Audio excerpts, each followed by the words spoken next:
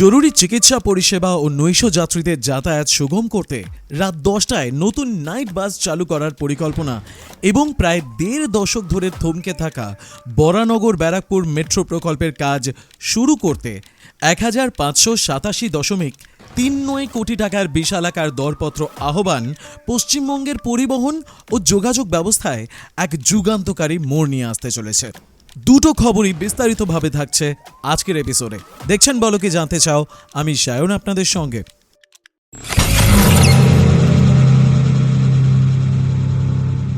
কলকাতায় জরুরি স্বাস্থ্যসেবায় বড় পদক্ষেপ নিয়ে পশ্চিমবঙ্গ পরিবহন দফতর শহরের 8টি গুরুত্বপূর্ণ রুটে রাত 10টায় নতুন নৈশ বাস ট্রিপ চালু করার প্রস্তাব দিয়েছে।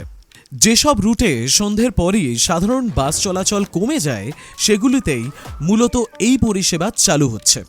রাজ্য পরিবহন নিগমগুলির অধীনে পরিচালিত এই বাসগুলি প্রতিদিন 2 থেকে 3টি করে নাইট ট্রিপ সম্পূর্ণ করবে। রুটগুলি হল হাওড়া স্টেশন থেকে ব্যারাকপুর, সংযোগকারী পথ বিটি রোড, আরজিকর হাসপাতাল, সাগর দত্ত হাসপাতাল, হাওড়া স্টেশন থেকে গড়িয়া, শিয়ালদহ এসএসকেএম হাসপাতাল, হাজরা, যাদবপুর। আরেকটি হাওড়া স্টেশন থেকে গড়িয়া, সিআর এভিনিউ হয়ে এসএসকেএম হাসপাতাল হয়ে গড়িয়াহাট। আরেকটি ডানলপ থেকে Ballygunge, BT road, central avenue, Calcutta medical college হয়ে সোজা তার গন্তব্যে। আরেকটি রাজাবাজার থেকে মৌরিগ্রাম, শিয়ালদহ, মৌলালি, আন্দুল রোড হয়ে সোজা গন্তব্যে। আরও একটি উল্টোডাঙ্গা 15 নম্বর থেকে ইকো স্পেস পর্যন্ত, new town Tata medical centre হয়ে তার গন্তব্যে। হাওড়া স্টেশন থেকে Kamalgazi, park circus, EM bypass, Ruby general হাসপাতাল হয়ে তার গন্তব্যে। এবং বারাসাত থেকে Garia, VIP road, EM bypass, Apollo ও রুবি হাসপাতাল হয়ে গন্তব্যে। বিশেষ দ্রষ্টব্য, হাওড়া থেকে বিমানবন্দর সংলগ্ন VS2 এবং হাওড়া বালিগঞ্জ সংলগ্ন S10A রুটে রাত 10টার বর্তমান ট্রিপসমূহ অপরিবর্তিত থাকবে। MG Road, CR Avenue, VIP Road, BT Road, Esplanade, Park Street, Rashbehari Avenue, Gariahat, Park circus, EM Bypass এবং নিউ টাউনের মতন বড় করিডোরগুলো এই বাসের আওতায় আসবে। এর ফলে নাইট শিফটের কর্মীদের পাশাপাশি গভীর রাতে রোগী ও তাদের স্বজনদের হাসপাতালে পৌঁছানো বা রক্তের প্রয়োজনে বিভিন্ন জায়গায় যাতায়াত অনেক সহজ হয়ে যাবে। এই সিদ্ধান্ত সত্যিই সাধুবাদ জানানোর যোগ্য, কারণ কলকাতার মতন মেগাসিটি যেমন একদিকে র্যাপিড ট্রানজিট সিস্টেমের জন্য হাহাকার করছে, ঠিক একই রকমভাবে নাইট সার্ভিসেসের জন্যও হাহাকার করছে।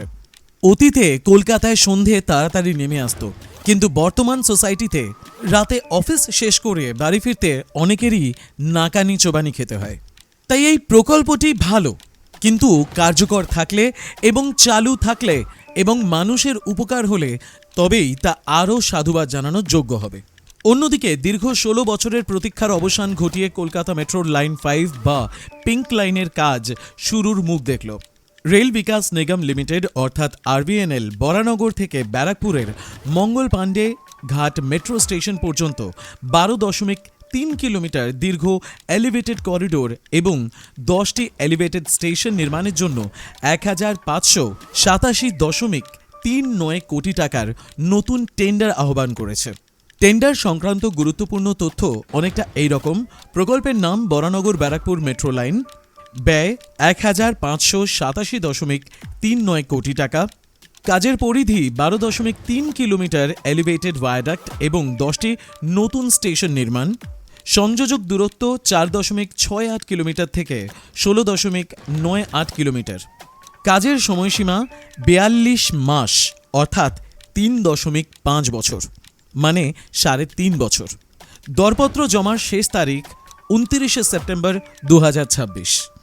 বিটি রোডের দীর্ঘদিনের যানজট কমাতে এবং উত্তর 24 পরগনার ঘন বসতিপূর্ণ শহরতলিকে কলকাতার মূল ভূখণ্ডের সঙ্গে দ্রুত যুক্ত করতে 2010 সালের প্রথমে এই মেট্রো পথের পরিকল্পনা করা হয়। তবে প্রকল্প শুরুর পরেই দেখা দেয় জটিল ভূগর্ভস্থ বিতর্ক। 2009 থেকে 2011 প্রকল্পের প্রথম অনুমোদন ও ডিপিআর নিয়ে কাজ শুরু হয়। তৎকালীন রেলমন্ত্রী মমতা বন্দ্যোপাধ্যায় 2010 থেকে 11 অর্থবর্ষের রেল বাজেটে 2069.6 কোটি টাকা ব্যয়ে 12.45 কিলোমিটার দীর্ঘ বরানগর ব্যারাকপুর মেট্রো লাইনের অনুমোদন দেন। 2011 সালে রাইটস বিস্তারিত ডিপিআর প্রস্তুত করে। 2011 থেকে 2012 মধ্যে চলে পানীয় জলের পাইপলাইন নিয়ে বিবাদ ও জট।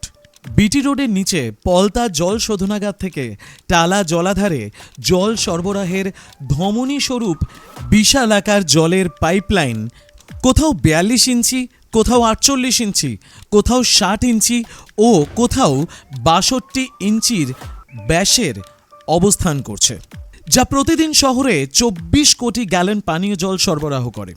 মেট্রোর পিলারের পাইলিং করতে গিয়ে এই পাইপলাইন ক্ষতিগ্রস্ত হলে পুরো উত্তর ও মধ্য কলকাতায় জল সংকট তৈরি হওয়ার ভয়ে কলকাতা পুরসভা কাজে আপত্তি জানায়।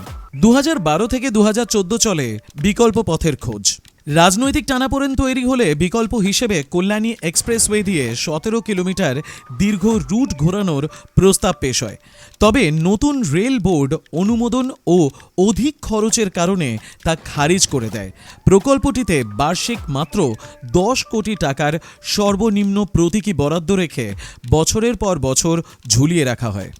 2024 থেকে 2026-এর মধ্যে অনেক কিছুই হয়। আরভিএনএল এবং কলকাতা পুরসভার উচ্চ পর্যায়ের ধারাবাহিক বৈঠকের পর সিদ্ধান্ত হয় যে আধুনিক মাইক্রো টানেলিং প্রযুক্তির মাধ্যমে পুরনো 48 ও 60 ইঞ্চির পানীয় জলের পাইপলাইন ডাইভারশন করা হবে। এতে কলকাতার জল সরবরাহ ব্যাহত না করেই বিটি রোডের মাঝে মেট্রোর স্তম্ভ দাঁড় করানো যাবে। কিন্তু 2026-এর অগস্টে এলো এক বড় সুখবর। সমস্ত প্রশাসনিক আইনি জটিলতা কাটিয়ে আরভিএনএল আনুষ্ঠানিকভাবে সিভিল কনস্ট্রাকশনের দরপত্র প্রকাশ করে। দরপত্র প্রক্রিয়ার পর কাজ শুরু হলে আগামী 3.5 বছরের মধ্যে প্রকল্পের রূপায়ণ সম্ভব হবে। 12.45 কিলোমিটার দৈর্ঘ্যের এই রুটে পরিকল্পনা করা 11টি স্টেশন হল বরানগর, কৃষ্ণকলি অর্থাৎ কামারহাটি, আচার্য প্রফুল্লচন্দ্র অর্থাৎ আগরপাড়া, গান্ধী আশ্রম অর্থাৎ সোদপুর, শরৎচন্দ্র অর্থাৎ পানিহাটি, সুভাষনগর, ঋষি বঙ্কিম অর্থাৎ খড়দহ, ডক্টর রাজেন্দ্র প্রসাদ অর্থাৎ টিটাগড়, তালপুকুর এবং মঙ্গল পাণ্ডে ব্যারাকপুর। এই মেগা করিডোর সম্পন্ন হলে বিটি রোডের দৈনন্দিন তীব্র যানজট থেকে স্থায়ী মুক্তি পাবেন সাধারণ যাত্রী। বরানগর স্টেশনে মেট্রোর ব্লু লাইনের সাথে সংযোগ তৈরি হওয়ায় ব্যারাকপুর থেকে সরাসরি দক্ষিণে কবি সুভাষ এবং অন্যদিকে বিমানবন্দর যাওয়া সহজ হবে। এছাড়া নৈশ বাস অর্থাৎ রাতের বাস সার্ভিস এবং এই নতুন মেট্রো রুট সমন্বিত হয়ে কলকাতার সর্বক্ষণের যাতায়াত ব্যবস্থার এক নতুন মাত্রা যোগ করবে। সবকিছু ভালোই মিটলেই ভালো। এই সমস্ত খবরে আপডেটেড থাকতে সাবস্ক্রাইব করুন আমাদের চ্যানেল। বলো কি জানতে চাও।